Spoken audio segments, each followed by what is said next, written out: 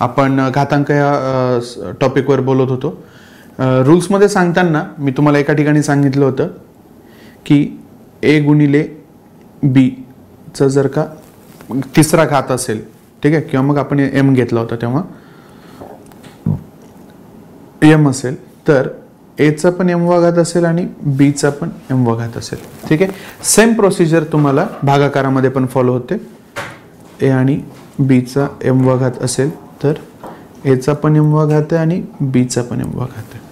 ठीक आहे, त्याच्यानंतर जेव्हा आपण गुणाकार व्यस्त असं म्हणत असतो, ठीक आहे, गुणाकार व्यस्त म्हणजे 5चा गुणाकार व्यस्त काय असणार आहे, 1/5 वजा 7चा गुणाकार व्यस्त काय असणार आहे, 1/7. तसं अपूर्णांकांचा गुणाकार कसा असतो, अपूर्णांकांचा गुणाकार व्यस्त कसा असतो बघा, लक्ष द्या. जर का असं असेल 5/8, ठीक आहे, एक तर याचा गुणाकार व्यस्त असा असेल 8/5, ठीक आहे, किंवा 5/8 जशाला तसं ठेवून फक्त घातांकाचं चिन्ह बदला म्हणजे -1 करा. ठीक आहे, असं जर का असेल की 17/11चा -5वा घात, ठीक आहे, याचं काय असेल जशाला तसं एक तर ठेवा म्हणजे फक्त व्हॅल्यूज उलट्या करा म्हणजे 11/17चा -5वा घात और 17/11चा +5वा घात. हे काय, हे गुणाकार व्यस्त आहेत त्याचे.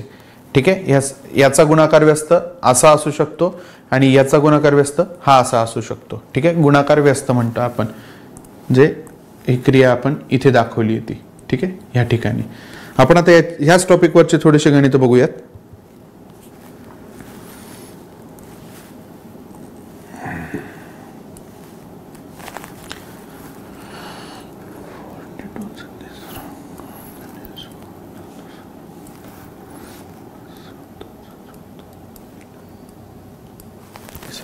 ठीक आहे, असं दिलेलं आहे आणि पुढे असं क्वेश्चन मार्क दिलाय.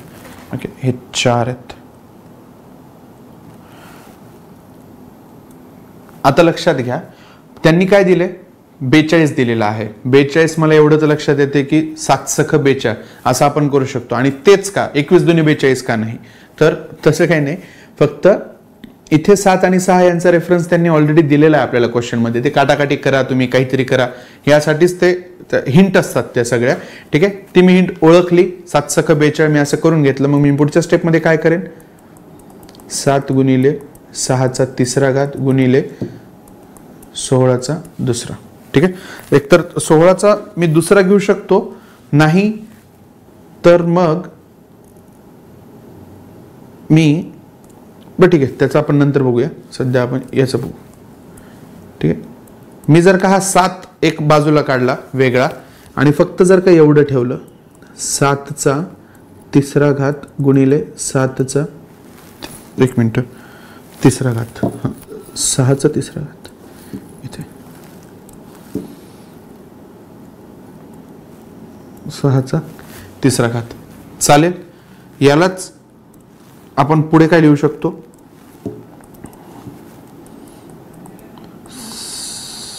तिसरा घात गुणिले 16चा दुसरा.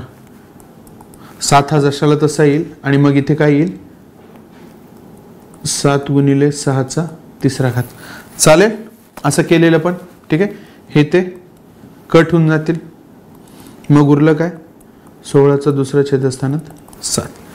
ठीक आहे, एक तर 16चा दुसरा किंवा मग मी या 16ला जर का 4चा वर्ग केलं आणि तर त्याचा वर्ग घेतला, छेदस्थानात 7 ठेवला, तरीही ते बरोबर आहे.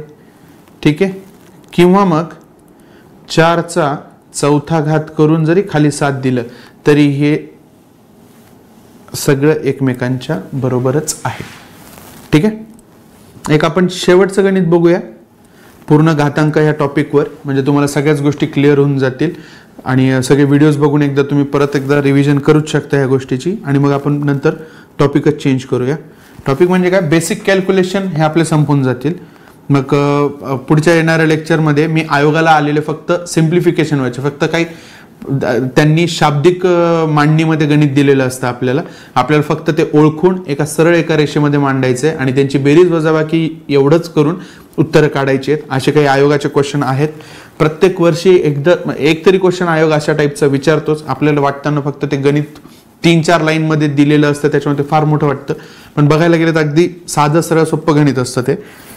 असे गणित आपण बघूयात. ठीक आहे, सध्या आता एक शेवटचं गणित घेऊया आपण घातांक या टॉपिकवर.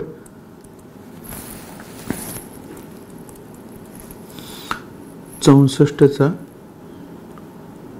0.2 गुणिले 16चा 0.2. ठीक आहे, आणि पुढे असा क्वेश्चन मार्क दिला. आता 0.2 असं दिलेलं आहे आपल्याला. ठीक आहे, आता प्रत्येक वेळेसच हीच थेरी वापरल्या जाईल असं काही सांगता येत नाही, पण इथे ही थेरी वापरल्या जाते. मला 64 आणि 16 दिसत आहेत, बरोबर आहे. 64 म्हणजे मला माहिती आहे कोणाचा कितवा घात येईल, 4चा 3रा घात, आणि 16 हा काय, 4चा 2रा घात. हे 0.2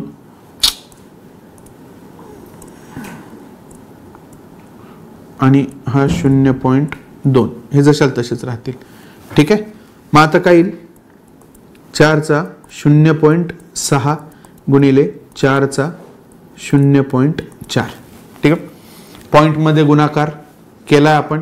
याच्या आधी पॉईंट विसरून जायचा असतो, गुणाकार करून घ्यायचा, आणि मग पूर्ण गुणाकारामध्ये दशांश नंतर किती अंक आहेत तेवढे आपल्याला दिसले पाहिजे. ते इथे 0.6 आणि 0.4 ते आलेत. याचाच अर्थ काय, पहिलाच रूल आहे, यांची बेरीज होईल. पाया समान आहे, गुणाकार जर का होणार असेल संख्येमध्ये तर घातांकाची बेरीज किती आली, 4चा पहिला घात म्हणजेच किती, 4. ओके, आता आत्तापर्यंत आपलं बेसिक कॅल्क्युलेशनमध्ये सगळ्या गोष्टी कव्हर केलेल्या आहेत. ठीक आहे, आयोगाला आलेले क्वेश्चन मी पुढच्या टॉपिकमध्ये घेईलच. तात्पुरतं धन्यवाद.